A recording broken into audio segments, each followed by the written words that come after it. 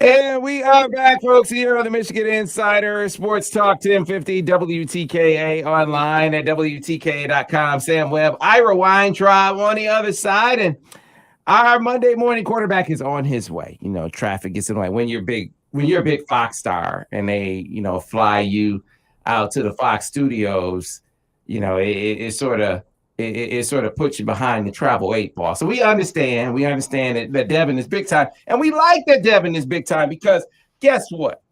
Guess what, DG? And by the way, before we get started, the Monday morning quarterback is brought to you by our friends at Grand Traverse Resort and Spa. You can see that on my hat right now. Can you see that? Grand Traverse Resort and Spa, where we will be up at GTR for the the Rutgers game, Ira? We're gonna be up there. That's what it sounds like. Yeah, so we're gonna be up there having a great time. Those of you that can join us, please do. Always great resort packages up there, all kinds of things to do for the kids, the indoor water park. You got the arcade, you got stuff for mom and dad with the spa and the sports bar. So many things to do at Grand Traverse Resort and Spa, and so we'll be up there, coming up there for the Rutgers game. But I be remiss if I didn't start this off saying there's a guy named Reggie Bush. Ira, did you see who Reggie Bush picked in the game? Did you see? I did say. Yeah, Reggie Bush picked Iowa in the upset, and his rationale for Iowa upsetting Michigan wasn't the number one defense in the country, wasn't the number of times that Iowa has pulled the upset over top five teams. It wasn't the fact that, hey, man, Michigan hadn't beaten them in Iowa City since, what was it, 04, 05? They hadn't beaten by double digits since 1994. No, his rationale for Michigan being upset by Iowa was the Iowa fans are fired up. So Iowa's going to pull the upset. The Iowa fans are fired up. So they're going to pull the upset. Call that analysis. Sam. Yeah, that's great analysis. But then you flip over and you see the studio broadcast, the studio analyst, and there's a guy named Devin Gardner offering outstanding analysis. DG, so proud of you, man. How you doing this morning? I am so glad I'm not there. I am so glad. I knew it. I knew you were coming with some garbage today. What are you talking about, man? I'm just trying to give my guy. You were looking so dignified. So, I mean, sharp as, like my granddaddy said, sharp as a tack, and offering outstanding analysis. You were even flexing your vocabulary, DG. I mean, you were giving it all to him. Oh, my goodness. What is wrong with you? You really have a problem. Hey, man, listen, I'm proud of you. I appreciate it, Sam. I do appreciate it, Sam. I know it's big for you because you saw me when I had braces and it was real, I'll say struggly is the word I use since I used all my vocabulary. I was real struggly, and I know you're super surprised, but I'm just telling you, man. Just telling you. Well, listen, it was it was definitely a proud moment watching you. And then certainly it was a great moment watching Michigan go into Iowa City and come out with a W. I thought with JJ's performance, I thought it was another step, DG. And I'm curious from your perspective as you looked at it. I mean, what did you think of JJ's performance in that game? I thought he improved on things and he took another step, just like you said. I mean, we keep watching and we keep waiting for him to make the big mistake. We keep kind of chastising him for things that he hasn't yet done, and he just continues to improve in all those categories. Got the ball out on time, and like I talked about a week ago, he's almost getting like the Patrick Mahomes treatment, where you got guys just back, and just like taking away the pass, even though he hasn't quite proven against top tier talent that he can be that deep passer, which is it's a weird thing the defenses are doing. But when they did come down, he hit a couple shots, missed the deep one. I know he wishes he had, like we talked about, those are low percentage throws, and he just got to continue in game speed, game intensity to have the ability to hit those throws. So if that's the biggest worry. Because what you are going to see is, even though that wasn't completed, those deep throws loosen the defense. And guess what? Blake Corum is leading the country in scoring because of it. And because he's a monster. Well, let's not forget, Blake Corum is a monster. That's a big part of it. But you could ask him, it helps when you don't have to run. Actually, Ezekiel Elliott, when you don't have to run against those heavy boxes, it helps a lot. Plus, you got a quarterback that can pull the ball and run. That adds another dimension that linebackers just have to pause for a second. And Blake Corum is benefiting a great deal, and I'm excited for everybody. Yeah, and what's so crazy is even when they load the box, because man, I mean they play more one high. They play more one high than you were expecting to see Iowa play, right? But they're like, man, we got to do something with this run game, man. And Michigan could still run. I mean, you get a little low to sleep with that.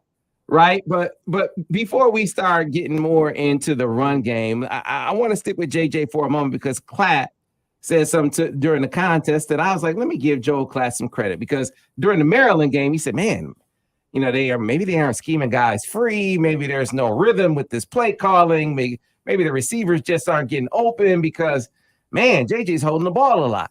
Well, as we talked about DG, we talked about, hey, you know what? Where it is, they were throwing some coverages at him he hadn't seen before. He was either holding the ball too long, staying on his downfield reads a little too long, or he was getting into his Superman DG impersonation, running the football a little too quickly, right? And so Klatt said, hey, I've noticed in watching the film now and talking to some people that, yeah, man, he was just holding the ball. He wasn't necessarily able to get guys, see guys clear because of the coverages he hadn't seen before. And so that'll be something to look for today. And then made note, DG, of in this game, hit that check down time and time again. Yeah, and as I was watching, I was kind of like death by 1,000 cuts. And that's one thing that we wanted to see. Could he be the guy that drops back, checks it down, gets the ball out on time? And he did a very good job of getting the ball out on time. To shorter throws, intermediate, like we get really nitpicky because we talk about the deep ball and holding the ball and all these different things. Intermediate to short throws, he's almost perfect, right? Almost perfect, which is something that you just don't see from a young quarterback, because we've seen young quarterbacks play. They want to drive the ball down the field and they want to show how big their arm is. It's some pride involved in the thought that you want to have so much success that you forget that, hey, it's a team game. We're just trying to win. You know what I mean? And I think that we get kind of best of both worlds with K or JJ, where he'll be able to make those big plays, but he also can sit back and ride the ride like a lot of quarterbacks do and are successfully doing. Yeah, man, I guess that to me, in 2 weeks, you can really see the growth in that way. First of all, give him credit for in the Maryland game when it was something he didn't recognize. He did not force the ball. That was one of the things that I got from talking to the guys inside. But how he took what, so he, in a sense, he was taking what the defense gave him, right? I don't know what this is. I'm not just going to just force it in there. I'm either going to scramble or, maybe I'll find something if I just hang in the pocket here a little longer. This week, DG, he took what the defense gave him in a different way. And that was 1 week, a 1 week correction. And so I get to what a lot of fans are saying. They're like, where are all the shots? Where are all the shots? If the defense isn't giving you a bunch of shots, you're not supposed to take them, right? Yeah, I mean, it would be asinine to keep calling shots when you can't get to those. But, a lot of, fans and people in general, they get really butthurt about the running on first down. And let me tell you, I remember Coach Borges, he said last week that that's just not true. They don't run on first down. I never really paid attention to it. And even in a game where they had complete control and they were committed to run the ball, they called pass plays on first down, right? And they actually called 2 shots in this game. The one shot was the one that he missed. The other shot was one where he got stepped on. Mm-hmm. That was going to be a shot. That could have been one he was going to hit, I think, just because he's in the flow of the game and whatnot. But I think that the pass plays and run plays we're pretty balanced as an offense as far as running pass plays. The thing is, it's death by 1,000 cuts. We're not throwing the ball down the field a whole bunch, but throws that are 15 yards, 20 yards, 10, those are downfield throws. just because the ball doesn't travel 45, 50 yards in the air doesn't mean it's not throwing the ball downfield. Hey, man, what about the throw? So he was methodical. He took what the defense gave him. Was it perfect? No, but he didn't make a big mistake, and he still had those special moments, DG, because that throw he made to Andre Anthony down the sideline, man. Oh, don't worry. You know I got that in my play. And I'm looking. This is a field hole shot, essentially. From a field from the right ass all the way to the field throwing hole shot. I mean, that was a complete laser. They got two guys for it. He gives a little shimmy, little shoulder roll, pump fake, and holds him for a second, and then has the arm to put that ball in Andrell's face mask. That was nice. That's it. Wow, that's special. Hope people appreciate. And you know what? It was even nicer because, and I'm gonna show this when we do our breakdown. It's even nicer because earlier in that game, he had missed Ronnie Bell on a hole shot. It was a miscommunication where Ronnie Bell doesn't slow down the hole, and he thinks he is, but Ronnie Bell thinks he can go past him, which I'm a diagram, and I thought he could too, right? So he missed that one, and then he hit a out route into a cover 3 corner, right? So the cover 3 corner was supposed to be backing up, but he's backing up. No, it was a cover 4 corner. Cover 4 corner, he's backing up, but he's reading too, right? So he's backing up. He doesn't stay with the vertical, and right when he throws it, he attacks the out route and kind of blows, I think, Shoemaker up, right? And so you move on to that next play with Andrell. Now, it wasn't the very next play, but the next one I'm talking about, he gives that shoulder roll and holds that corner who's kind of reading through too, and it opens up that space. Like, that's just next level stuff where it's like, let's gather information. You know, there's sometimes superheroes fight villains that they learn from them when they fight. You know, I don't know what movie it is, but they learn from them when they fight. And so the fact that he's able to get this knowledge as the game is going on and put it into play before we even get to the next game, that's what it seems like he's doing, at least on that play for sure. And it's great. It's good stuff. We're talking to DG, Devin Gardner, Monday morning quarterback here on the Michigan Insider on Sports Talk 1050 WTKA. He will be here in studio, but when you're, big time Fox star, and they fly you out to, LA, or fly you to the studios, sometimes it takes you a little minute to get back. That happens, right? I'm just saying, DG. Hey, I hope they fly you out to the studio more often. And so there's like small, medium, large, right? I don't know what those in between small and medium, but that's me. I'm a in between small and medium star. I don't know what you're talking about. Hey, I got all kinds of messages. Hey, tell DG he's doing an amazing job. Tell him he looks great. Tell him he's bringing great analysis. You know who I didn't see that about? Not one time over the weekend. I didn't see anybody say, wow, that was a great piece of analysis from Reggie Bush. I'm just saying, DG. The next time I hear that will be the first time. Let's get back to this game. So the touchdown in the second half where JJ gets on the perimeter, and essentially the end is his guy. The end is turned loose. They're in 5-man protection. He has got to get the edge, right? He has got to get around that guy. He gets around him, DG. Now, there's grass in front of him. He can run away. I don't know if he scores, but he can get some positive yardage. But an uncanny sort of ability or persistence when it comes to keeping his head downfield. And on this play, knowing exactly where Donovan was going to be and hitting him on the money with a pass on the run after he beats the end. That was another standout play for JJ in this contest. Sam, you are giving way too much credit. He knew exactly where he was going to be. No, he didn't. He was just playing football, right? So you see a guy come free.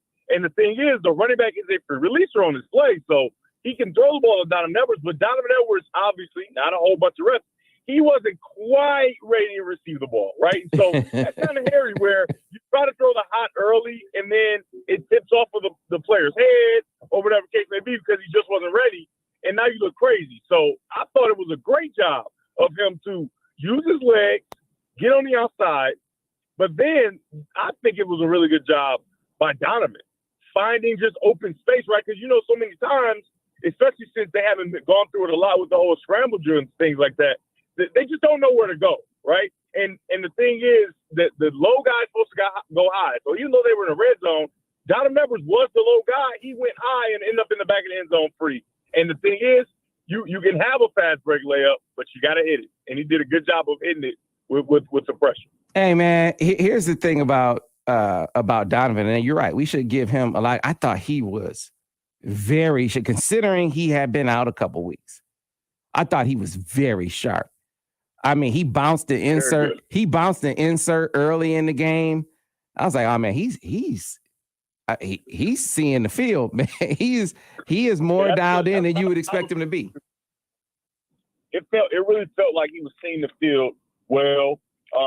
Didn't even get a chance to use him in the passing game as much as we probably would like. Obviously, caught that touchdown, but I think that he is.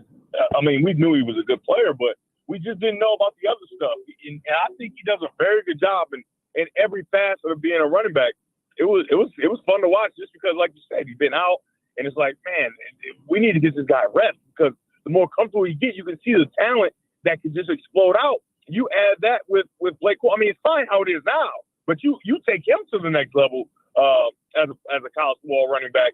And then you got Blake Corum. I mean, JJ may never get to throw. Yeah, man. It's a testament to that offensive line, which I know we don't spend a lot of time on the Monday morning quarterback, but got to take a moment to highlight this was the first time that all 5 starters played together this season, and they were outstanding, TG. I mean, and this is just the first time together, and they went out and really pushed around a really good defense. I know maybe some people are, the defense isn't that good. Hey, man, that squad has some players at every level. They are just hamstrung by an offense that gets nothing done, right? Yeah, and Michigan went out and pushed them around. Yeah, they're every time they come to the line of scrimmage, they know that they are fighting to win the game. They got to score, essentially, right? Because the offense is so inept. But I think you're exactly right. That offensive line got a hold of these big, because I don't care. Okay, they are a very good defense. But, some people say, oh, maybe they're not as good or whatever. I don't care anything about that. That's Iowa's defense. And Iowa always has good defense. They play good defense. They have big guys up front, pros, guys that will eventually be pros. And like you said, the offensive line was able to push them around. It was amazing. I was just super happy to watch. And then you get Blake Corum making a guy miss here or there if he needs to. And then you see a couple times pressure. One, obviously was not their fault because it's 5-man protection. It's not the opposite way. But one was where a tackle misses a block. But other than that, you can't see a whole bunch of falls. Now, I didn't go super deep into it where, he missed here or whatever. But overall, they played a game worthy of making their way back to repeat for the Joe Moore world. All right, so DG, we have really spent a lot of time praising the things that look good, and they came out with the victory. I felt like the game halftime score wasn't indicative of how lopsided it really was. They weren't able to. They missed the shot, so that wound up ending in a field goal. They got deep into Iowa territory toward the end of the half. Had to settle for a field goal there. Go ahead. I'm gonna address that right now. I think, and this was kind of a topic in LA too. We were talking about it. And this is not – this may not be something I think. I think I know this. On a team like Iowa, they got – right? And Jim Harbaugh knows that Iowa has no chance of really doing real damage to his defense, if that makes sense, right? So the only way Iowa can get back in the football game and how they've stayed in football games is if there's a big turnover, some kind of bad field position thing or a special teams thing, right? Once he gets in a comfortable position, and we've seen Michigan do this, shut it down. Right? Throw when you need to, run the ball, nothing super extravagant, none of the ball handling things, the RPOs, the reverse, none of that. Run at them. If we get first downs, that's great, and that's what we want to do, and it's building us being able to finish games. But if we do not, we'll kick this ball away and force their team to play. And they just weren't going to be able to do it, right? And so I think they shut it down, but I was super impressed that they did trust JJ on third downs to throw the ball and try to get the first down and things like that, which I love to see, because that just shows that even though we believe he has a good handle on the defense or a handle on the team and a good handle on the playbook and what to do in certain situations, it's fun to see the coaches believe it openly. All right. So DG, let's focus on or highlight the things now that, you look at it and say, man, this, all right, I still want to see some more improvement here or there. What are going to be the talking points that you sort of highlight as the areas of improvement? For instance, to get to one of the questions that came out, before this segment, say, ask DG, what was the difference in first half and second half play calling? Do you think they got conservative in the second half? That comes from DJ. Yeah, I feel like I just said it. When I say shut it down means, hey, we can be a lot more conservative and almost play like how Iowa will want to play if their defense can hold teams to zero. Right? All right, we're not going to make any mistakes. We're going to force the other team to make mistakes. And so I think that was a lot of what the play calling was. But they still trusted JJ to throw the ball, and he continues to prove that he can be in that winning position. That's because that was the thing. That was the question. We understand that he can play fast and run around and do stuff and help you come back. But in a lot of games, because of our running game and offensive line, we're going to be the front runner. We're going to be ahead. So can he manage the game in that way? And he's getting a lot of practice at doing it. No doubt. And so as far as the growth of the offense is concerned, are you concerned at all that they haven't had, an explosive passing? And this is another question. Are you concerned that they haven't had an explosive passing game yet, and that leading to some disappointment in this crop of pass catchers? I think you addressed this last week, but the question came up again, so I'm asking you again now. I don't think so, because when I'm watching the game, TV copies, most or whatever, or however I'm watching it, I don't see this run through. I see a team that has no ego, and it's so cool. And I think it's very important to note that Ronnie Bell coming back could have helped that even more, just because Ronnie Bell has a new appreciation. When I talk to him, he's just grateful to get to play ball again, because you just don't know.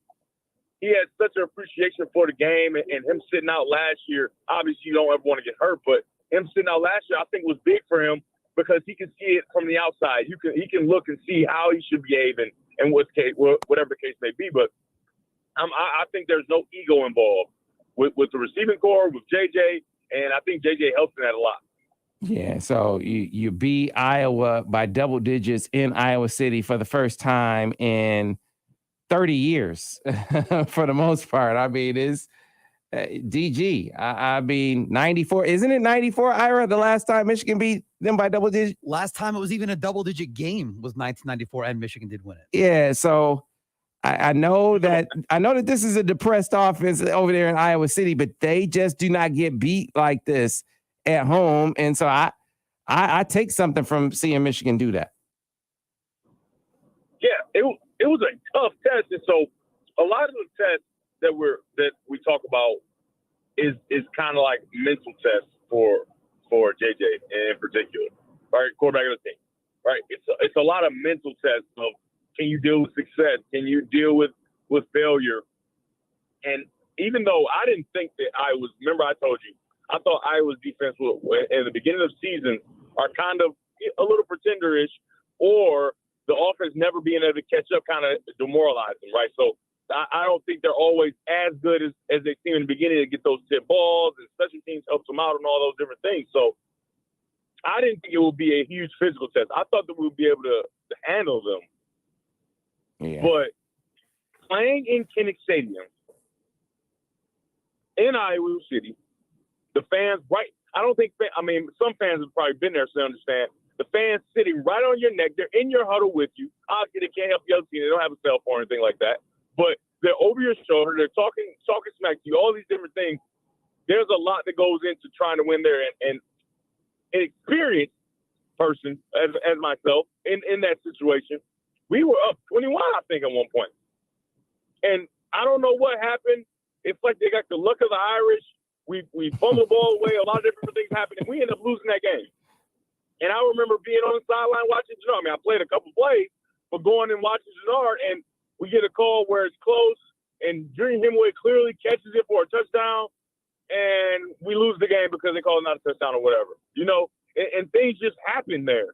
And for things not to happen when they have this great defense was amazing. Yeah, and one of the viewers on YouTube, Big Zeke Thompson, said, I wonder what Georgia fans are saying today. They played a nail biter at Missouri, right? Not known as a monster of the Midway, right? Playing at Mizzou, but they are an improved team. And it just goes to show you, man. I mean, any squad with talent, it's hard to get dubs on the road. Man, winning is hard. And a lot of it, and I talked about this on the show Saturday about Texas. Right? Even though Texas hasn't been, the Texas of old or whatever, when teams see that burnt orange, they get up for the game, even when they're not good. Right? Even when they're not good, they get up for that game because that's Texas. And maybe I'm a small school in Texas. Texas didn't recruit me or whatever the case may be. Right? They get up for that game. Michigan, blue blood program. People get up for the game. Now, when you're good, it's even worse. You got a big bullseye on your back. And that's kind of what Michigan's going to see. Even I talked about it, I'm like, listen, man, when I was playing there, we weren't as good. We just weren't. But for some reason, every single coach found a way to give a speech about how people don't believe in it, how they're underdog because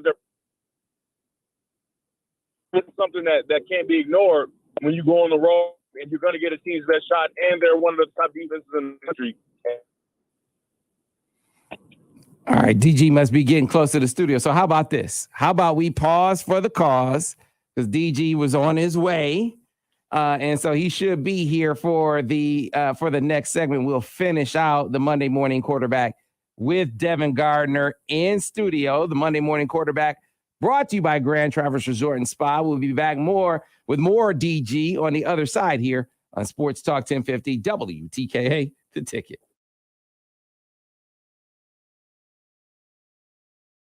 I see you, Stuart. So, yeah, get on board with Brighton Ford. It's funny that you say that because I am going to be talking about Brighton Ford on the other side.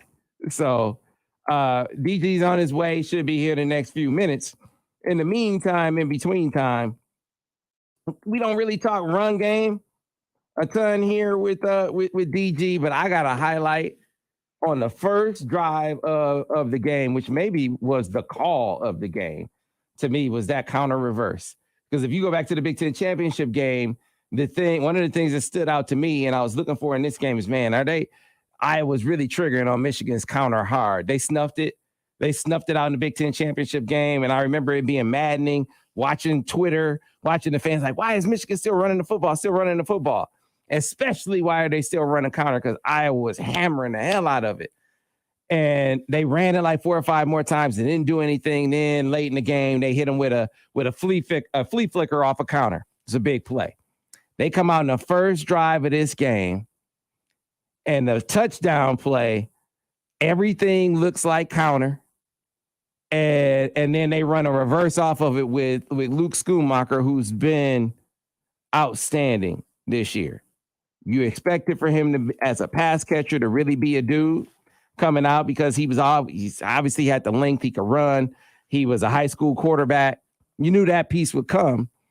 The part about the blocking part, the in-line part, you just wondered about that. I remember talking to Eric All in the summer. He said, I need to block like Luke Schoonmaker. I'm thinking, man, because I always felt like looking back at last year that, Eric All was their best run blocking tight end, maybe on the move, but at the point, he said, no, man, I mean, really, it's him always knowing who to block.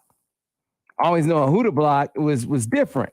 So I need to be more like him. And on this play, he pivots in the backfield to come around and lead Ronnie Bell into the end zone. It was an excellent play call, excellent execution, the call of the game, and a sign of what was to come with just how well that line and the tight ends, for that matter, in the run game were playing. They were simply outstanding. Iowa had to sell out to even slow Michigan down on the run. And yeah, they got them on that 3rd and 1. I think that had more to do with the play call than anything. If Iowa says we are going to stop on this play, stop you up the middle, they have the talent to be able to do that. I mean, if they dedicate all their resources to doing that, which they did on that play, that's why they were able to stop it. When they had to play Michigan straight up, or even with a loaded box, because they walked that safety down more times than you're accustomed to see Iowa do it, and they still couldn't really slow Michigan down. So it was, of all things, it was maybe the coming out party for the O-line.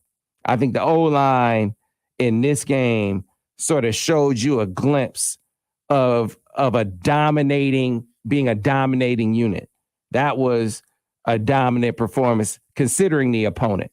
Because Iowa, I think, is pretty good. So I think I look for this squad, this O-line by the end of the season to be considered to be a better unit than the one that they had last year. Even if it's not a Joe Moore award-winning line, I still think it'll be a better line. So DG, I'm getting an update.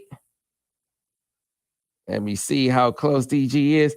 And man, I got the news. Ira, I didn't know Brady fired Brady fired Jeff Hecklinski. Wow. I can't believe that's like his man. That's his man. His man. That's like, it's like when Ryan Day fired Al Washington. That's his man, but he's like, hey, it's not going well. You got to go. Even though that was more Ryan Day's fault. Ryan Day for hiring Kerry Combs, and then Al Washington gets caught in the wash. And why can't we see a fight between Ryan Day and Greg Schiano? Why didn't they let it go? I'd have paid. All right, Devin's in the building. We're going to come back on. Ira's going to go get Devin. That's how we're going to do that.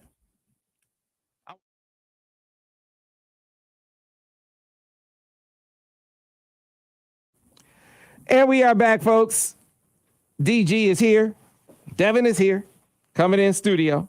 Stay tuned for that. In the meantime, as I told the folks during the break, I got to remind you, when you're in the market for a new vehicle, get on board with Brighton Ford. That's where John Cuter and his crew will take great care of you with great lease deals. Lease deals like the one on the 2022 Ford F-150 Super Crew, $414 a month with $2,000 down, or $478 a month with $500 down. Or how about the 2022 Ford Escape SE all-wheel drive, $355 a month with $2,000 down, or $418 a month with $500 down. Last but not least, the 2022 Ford Edge SEL all-wheel drive, $232 a month with $2,000 down, or $304 a month with $500 down. For those and other great deals, get on board with Brighton Ford by going to brightonford.com. Call 1-800-NEW-FORD or make it out to the lot at 8240 West Grand River Avenue in Brighton, Michigan. And so the man is in the building. I was just asking the people, why don't they? My man, come here and change this stuff. Yeah, we gotta light up your life over there, DG. Yeah, there you go. There you go. All right, so hey man, I was just asking the people, why can't we see Greg Schiano and Ryan Day fight? What do you think? I thought they should have got down. What do you think about that? You go 53 across, you got to get down. Right. That's a long way. So you might well. So you're a player. Yeah. The punter, they say the punter made that decision on his own. It looked like it. The more I watched it, it looked like he just saw, oh, y'all not going to stop me? Well, and I'm sure that's an option he has, right? On those rugby punts, that's an option. And so you can't expect him, especially, you can't expect him to just, this young kid who's going to run a big run, be able to have fun with his team. You can't tell him to not go get the first down if you don't cover it. You got to stop it. That's the thing for me about Stop it. You can't get mad at somebody for doing that. And so they hit him on the field. And then, it's So what Shiano seems wrong. What do you make of the late hit by the Rutgers dude coming down? Because the punter ran. It's so wrong, dude. You're going to run. It's wrong. Catch this blow. You can't. He was like 5 yards almost out of bounds. He was almost outside the white. And then this guy just tee off on him. You can't do that. Now, if you'd have caught him in the, like Sean Taylor, remember in the Pro Bowl, get down on him. But you can't do that because it's not against the rules to fake a punt or to read the line and run, but it is against the rules to hit somebody like that out of bounds. So that wasn't against the football code. No, that wasn't against the code. I don't believe in none of that garbage. That's made up. What are you talking about? So you telling me in basketball you see it all the time? A dude that don't get a chance to play. He waiting for his opportunity. He finally get a chance to make a highlight tape dunk so he can put it on Instagram, and he get a fast break. You want him to back it out. You can't tell that man what to do with that basketball. All right. So let's go back to 2011, right? 2011. Oh, I know 2011. Yeah, you know 2011 up in Michigan State, and Denard's on the bottom of the pile of William Gosens twisting his helmet around. Not okay. Not okay. Yeah. So at that point, you don't want your lineman to, whether it's Taylor the Wild or Michael Schofield, for sure. to go get a piece, even if it's a flag. Yeah, for sure. You said you don't believe in any code. No, I don't believe in this code we're talking about. Hit people late out of bounds. I don't believe in that. No, I believe in that's not a code. That's defending your friend. I hope, right? You better get over there and defend them and take a penalty. I'm talking about like next play. Hey, somebody's getting cut. Somebody getting chopped. I don't believe that either. I don't believe that. Do it just like he did it, or just dominate him. You know what I mean? I'm not into cheating.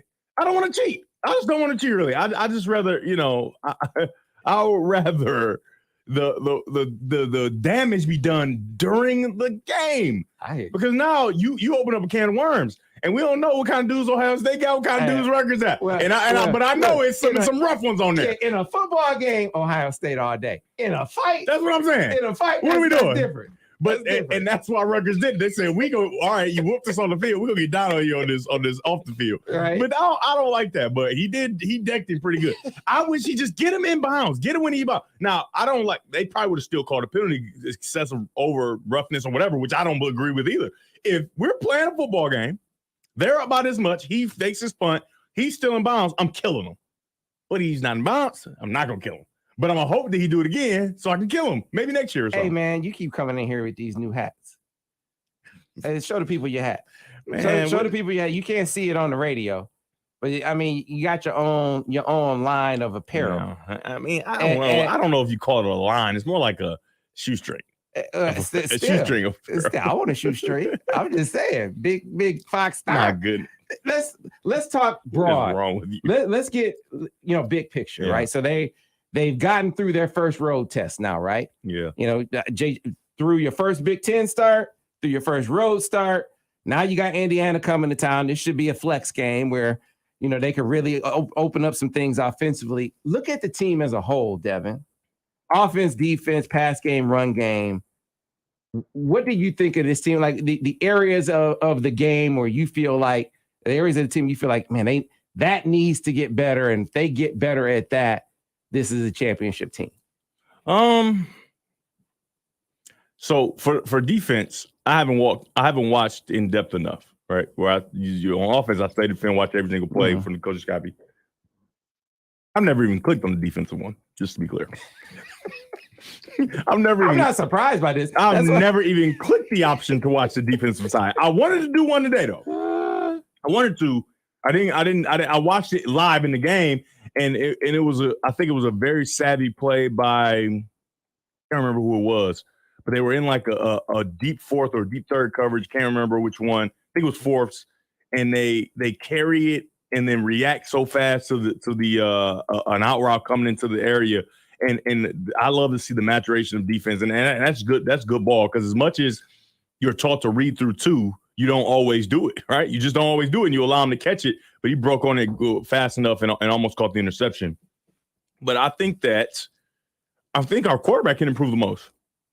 Yeah, offensive line is going to continue to play well. The receivers are going to continue, but we haven't gotten a chance to see JJ in a situation where he's got to throw the ball over and over and over and over again, right? And so we don't know for sure. So the unknown is, that we want to see him be able to do that. And when that time lends itself, hey, I'm just telling you, Indiana rolling in, or we rolling in Indiana, anything can happen. They know how to score. They always find a way somehow. It may not be likely, but maybe we see him in this scenario, get a chance to throw the ball all over a team or prove that he can do it. So I think that the quarterback is the thing that can improve the most. And that's a good thing, right? Because everything else is veteran. You shouldn't want to have to improve in every other area. And I think Shoemaker's doing a good job. He's going to do a good job of filling the shoes of all.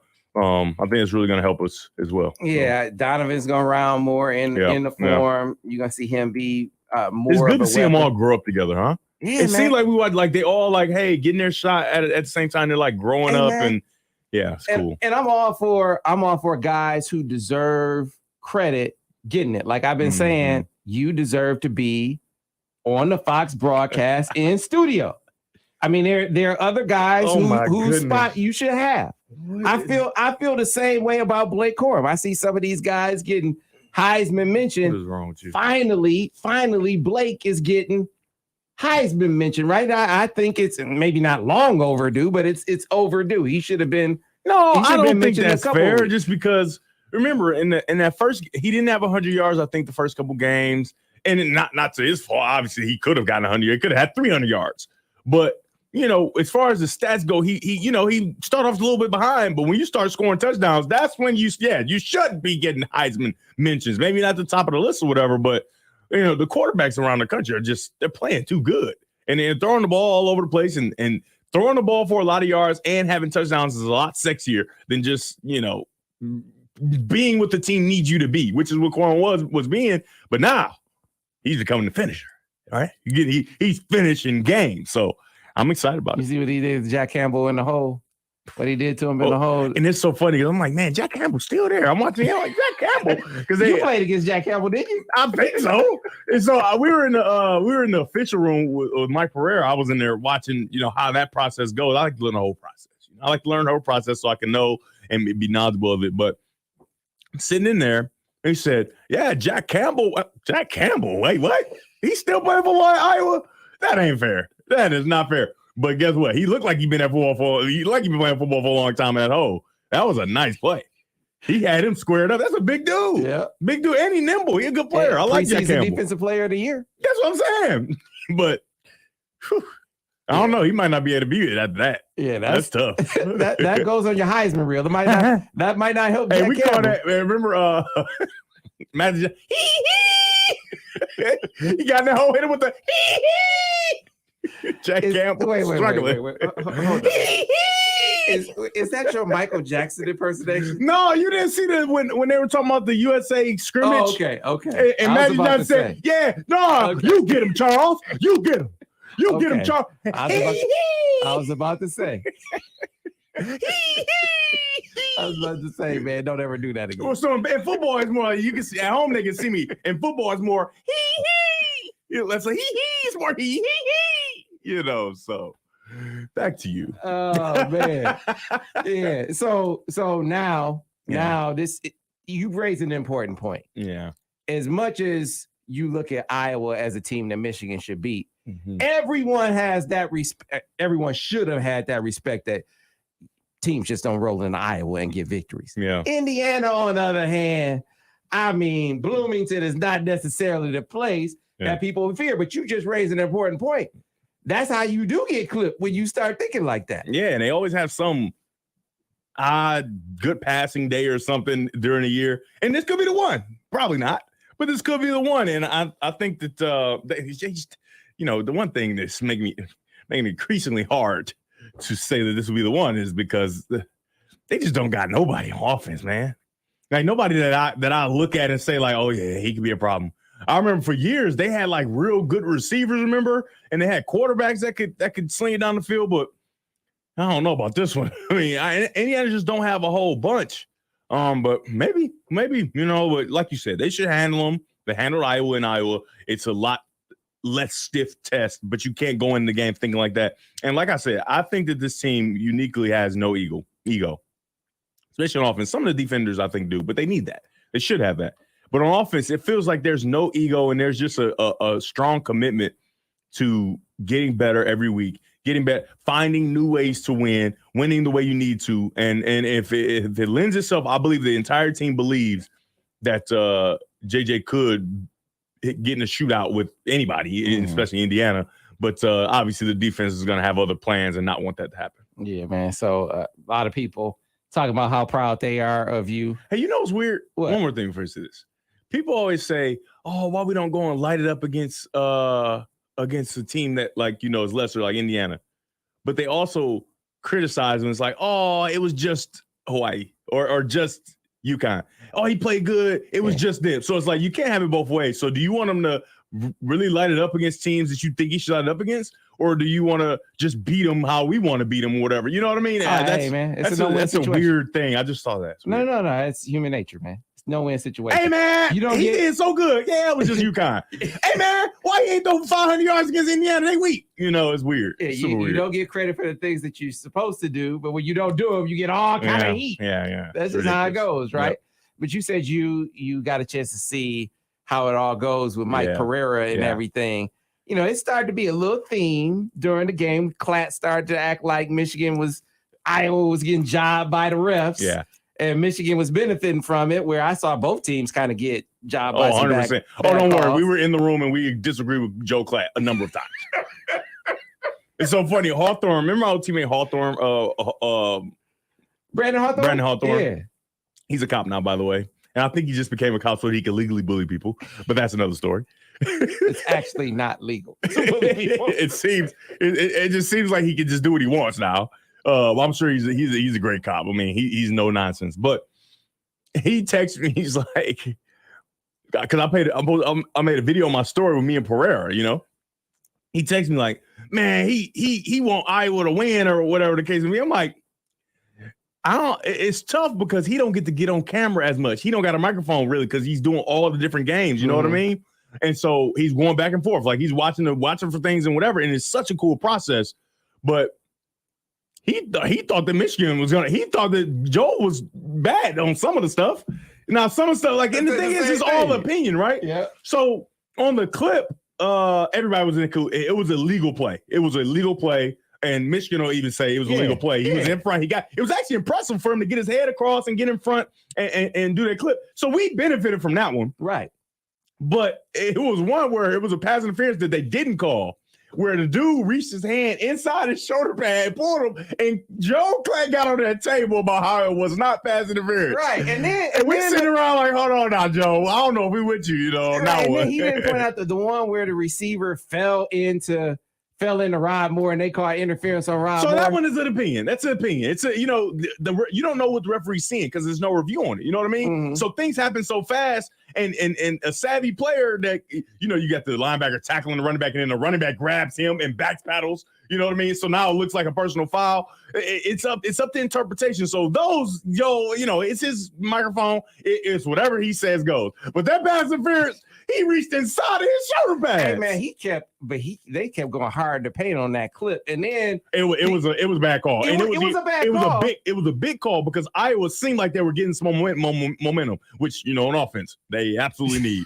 Right. It seemed like they were getting some momentum, and then they get that big penalty, and it's over because they don't have the capability to just drive the ball down the field. Even though I think they was the next play they got like 19 yards or something like that, or that was another drive. They had a couple of call back with penalties. So you know what I mean. And so, but they needed that, and so that's a big part in the game, and you want to get it right, especially for TV because it's fans on both sides, and a true fan who understands football can see that the referees made a mistake. That's fine. Yeah. And Joel was right on that one. He's 100% right. He was 100% right on that. I absolutely agree, but it's what he did after that. So then he started acting like every call against Iowa. Oh man, the Iowa just getting these referees. You got to keep the Iowa fans happy too, man. There's two people on the broadcast, man. This is a week after it's two individual teams. He started talking about, this play calling that just have no rhythm as play callers. Like, how do you know that? Why do you even know that? Can you let that man do his job? But he got better. I will say this: he got better as the game went on because he got away from that narrative. He's like, no, these aren't back. Like, and one thing, the personal foul. Remember the personal foul where he slammed Mikey St. Ristel into the he ground. got down on him. And he was like, that's a penalty. Because Gus was trying to say it wasn't a penalty. He's like, no. You know the thing is, though, if I'm a lineman and I see a nickel, I'm going to try and finish him, too. I need my highlight. I need your feet in the air. 20 yards behind the play. I know, it's excessive. But, hey, you want to blitz? All right, big dog. Let's go to the right. Devin, I just heard you talk about, hey, man, within the rules. It was within the rules. Did the whistle blow? It was a penalty. Did the whistle blow? Listen, I don't agree with the new rule of now. Sometimes but if you're engaged, this started before the play got down there. I'm not just gonna let him go. Now, did he have to finish him with his feet in the air? Absolutely not. But thank you for taking that sacrifice for us, Sam Steele. That's my guy, Mikey. I love Mike, and I love his transition to defense. It's been great for him. But that was within the rules. Now, obviously, unnecessary roughness is not a clear rule. It's an interpretation. Was this ball far away enough that this didn't need to happen? And it's all to opinion. Like the referee's opinion is involved in that. And so, yeah, I mean, of course, it's a penalty because it's super behind the play, but it's in the rules. It's not like a cheap shot. If I was a big dude, I'd get my hands on you, little dude, because you got like a Tyrann Mathieu who get on you and then juke you and now the tackle looking crazy. Oh, I got hands on you now. You're going, it's going down. Well, ain't nobody around, baby. Not a flag. Dang, ain't nobody around, man. You can't make it go down. My whole world's upside down. Sleep don't come easy. Please believe me. I ain't got no plan. Oh, no. Let's go. Why would you let me do that? What is wrong with you? Hey, man, you do you, DG. Why did you just act like you were at a concert and you just go chill? I'm texting people to tell them, listen to this dude. We making clips out of this. We making clips out of this. We can't make clips out of this. We don't have the rights to the song. Yeah, that's right. What do you mean? It's not that. This is for entertainment purposes. He's not the artist. We absolutely gonna use this as a drop. So anyway, folks, we still have to do the X's and O's breakdown, which we do every single week. We do it after this, though. It is a separate video for those of you in the comments looking for the telestrations. That comes in the second video. I will get that up later on today. Please don't point Mary J. Blige to this. Please.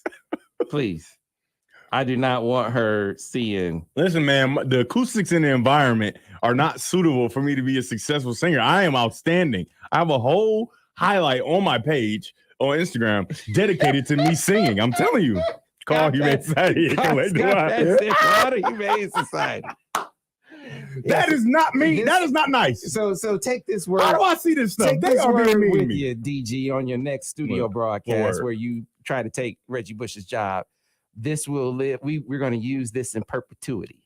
This will be used forever. This clip, DG, sing his version. Why you couldn't just say that without? I'm confused. I'm so confused where you had to bring Reggie Bush or anything like that into the thing. Well, it's gratuitous, man. We're gonna mention Reggie Bush. No, stop the word. And you having that job at every turn. Oh my goodness, you were insane.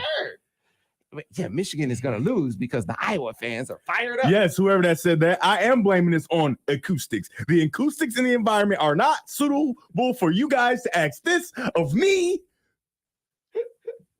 Anyway, my throat was sore. I had a headache for a week and a half.